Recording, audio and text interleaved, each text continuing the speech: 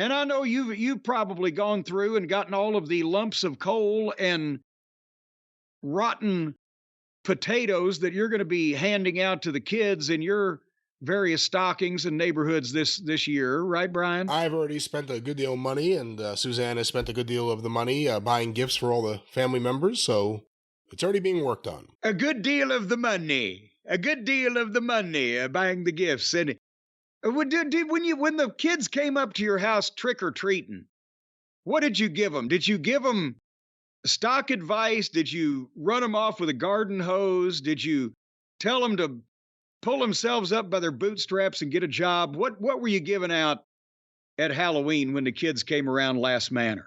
Well, I personally don't deal with that stuff. Suzanne deals with it, and we had some other people here, some families, so we let them answer the door. I was going to know, wait, have you hired people to answer the door and run the kids off on Halloween? I didn't run any kids off. We want to celebrate in this nice neighborhood, everyone having a good, safe time on Halloween, but we, the big thing for us has been the trunk or treat, not really the trick or treat.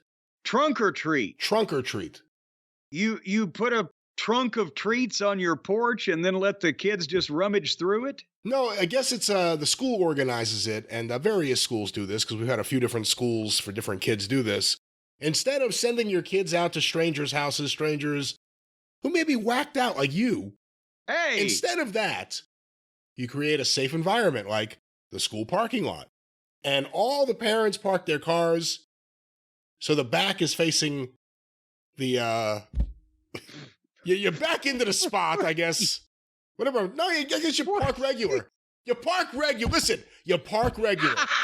And then you open your trunk, and then in there you have just a plethora of candy and treats and surprises, and you dress it up and you put things, and some of the parents really got into it and dressed up themselves. Wait a minute. So you want me, if I was a parent, you want me just on the say-so of somebody down at the school to bring my kid and let him wander around in a fucking dark parking lot with a bunch of goddamn strangers' fucking trunk lids up with goddamn bait in the trunks of the car like fucking a bunch of mouse traps open with cheese in it, drawing these little crumb-snatching rugrats into the trunk where the lid can be slammed down and they can be driven off just like that. I've seen these goddamn TV programs. After the average trunk or treat event, how many of these little kids comes up missing? First of all, it's in the middle of the day. Second of all, you walk around to each car with the kid. Third of all, this is exactly why we want to keep these kids away from people like you and your weirdo, sicko, perverted mind and all these things you concoct. What's the use of going around trick-or-treating in a costume and getting candy in the middle of the day? That's like trying to go to a haunted house at 2 p.m. How scared can you be? But how did your kid get absconded there? Kids aren't interested in the scary part. They want the candy. They want the candy. And by the way, so do the adults. I was telling my kid, get the Whoppers, get the Twix, get the Kit Kat. Go for those. Wait a minute. They had Whopper, Burger King Whoppers? No Whoppers. What are those things Wait a minute. called? Next week or next year, I'm going to get a costume. Are they Whoppers? What are they? The little chocolate, they're not Milk Duds because they don't just ruin your teeth. There's a lot of difference between a Milk Dud and a Whopper. But whatever, my kid, Suzanne, created an amazing custom Wednesday Addams costume because my kid is into the Wednesday Addams TV show that's on now. And they announced the winner of the costume contest for kids is my daughter, Wednesday Addams. Some other fucking little Wednesday Addams gets up there. This little pudgy kid had a wig falling off her head. The outfit looked like shit. There were multiple Wednesday Addams. Well, there were two. And this one ran up there first. And they didn't know any different. They fucking, judge dressed like a fucking clown. Well, why didn't you go up there as Gomez and say, hey, now wait, it's not because this Wednesday. Well, that was the problem. Here were my options. It's that Wednesday. My option was to tell my daughter, fuck these people, we're going to get ice cream.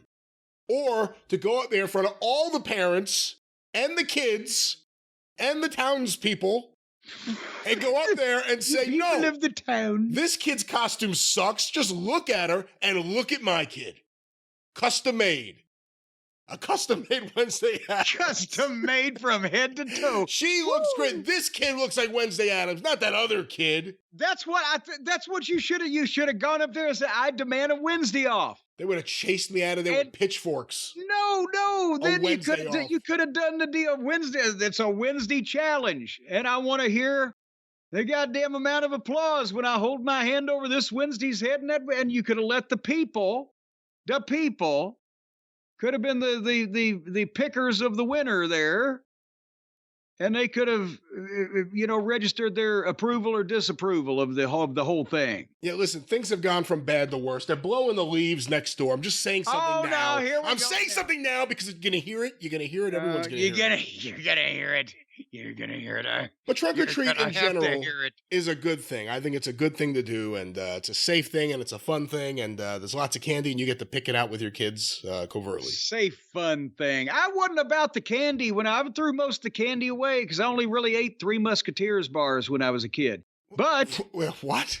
I like to dress up. One year we went down to Caulfield's Novelty, and I got the actual $8 rubber Frankenstein whole head mask, and my mom made me foam rubber shoulder pads and a chest pad there, and we got green hand makeup, and I got big old clumpy boots, and we used Herman Munster's ensemble as the pattern for this.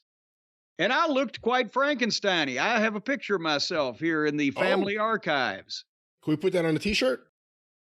I did. Well, it was probably copyrighted still by Universal because it's the actual Frankenstein. They wouldn't be able to tell it's me. I don't know if their face. Yeah, I don't know if their license from the 1960s rubber mask continues into photos from then, published now in 2023. But on T-shirts being sold, you never know about these things. We'll have to put our team on that. But nevertheless, what were we talking about? This has been Reggie's Corner. No, that was done a while ago. Trunk or treat.